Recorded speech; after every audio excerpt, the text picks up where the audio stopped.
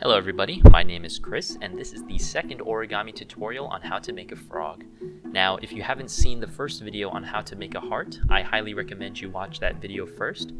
But if you've already seen it, then you can go ahead and skip to the timestamp below, as I'll be covering the same materials at the start as I did in the heart video.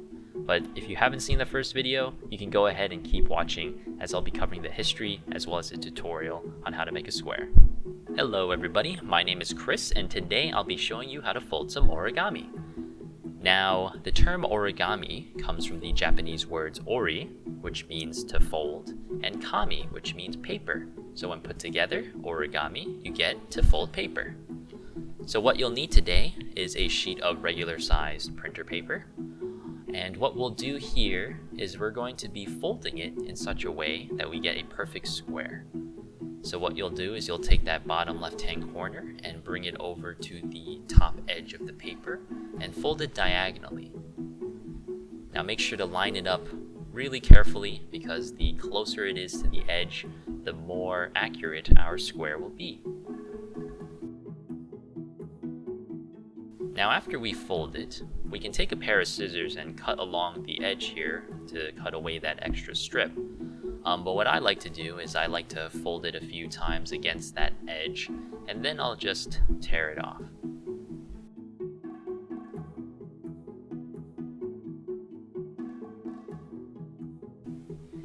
And there we go, a perfect square to be used for folding origami. For our first step, we're going to want to fold the right edge over to the left, simply folding it in half. Now once we've completed that, we'll then fold the top right hand corner diagonally towards the left hand side of the paper. Next we'll unfold that and essentially do the same thing with the other side, folding the top left down to the right hand side. And once we're done with that, we'll just unfold the last step, and then we'll flip the paper over to the other side.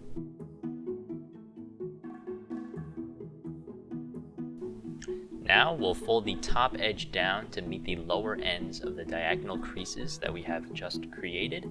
You'll notice here this is one of those creases that we made on the left and the other creases on the right. And we're just going to fold that down.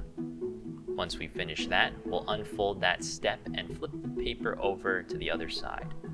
And we're left with these creases in the paper, and this will help us bring the top left and right edges forward and down, flattening the paper into a triangular shape. Once we've made that triangular shape, fold the bottom edge up to meet the bottom of the triangle top section, just like that. Next, we're going to fold the right edge over towards the middle, but it's helpful to lift up that top triangle, as you can see, in order to accomplish this. So I'll hold that triangle back, and I'll flip the right edge towards the middle.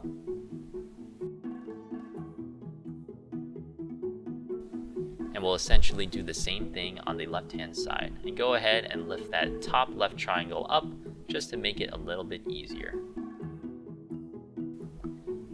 Fold that bottom edge up to align with the bottom of the triangle.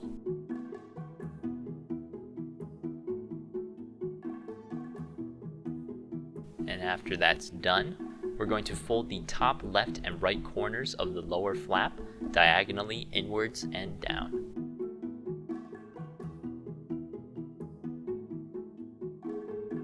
Once that's complete, we'll unfold the last couple of steps and just flatten it out like this. And this will help us bring the inner corners of the lower section up and outwards, and it'll create this somewhat boat-shaped flap, as you can see in the video, something like that. And we're just going to want to stretch it out and flatten it out so that it's a boat. Now with that boat-shaped flap, we're going to want to fold the right and left lower points downwards, like so.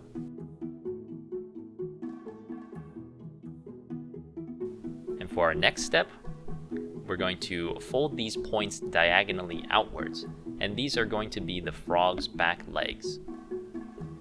Now, however you fold the one leg, make sure to do it exactly the same for the other leg. For the next step, we're going to be making the frog's front legs, and that involves us folding the left and right corners of the top section diagonally up. And again, you're going to want to make sure that the legs are both symmetrical. Let's fold the bottom of the frog up along the center, like so. And then we're going to do another fold down against this rectangular piece here, and fold the edge down in half.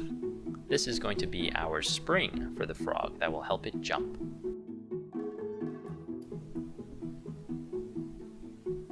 And there we go, the frog is now complete. But this isn't just any ordinary frog, it's a jumping frog. So the way we make the frog jump is by holding the back part of the frog and pushing the top part towards that back edge with your finger. And you're going to want to press your finger down against it and let go. And there it is, it'll jump forward. And here's another example here. And there it goes, it hops away. I hope you all enjoyed and have fun with your new jumping frog.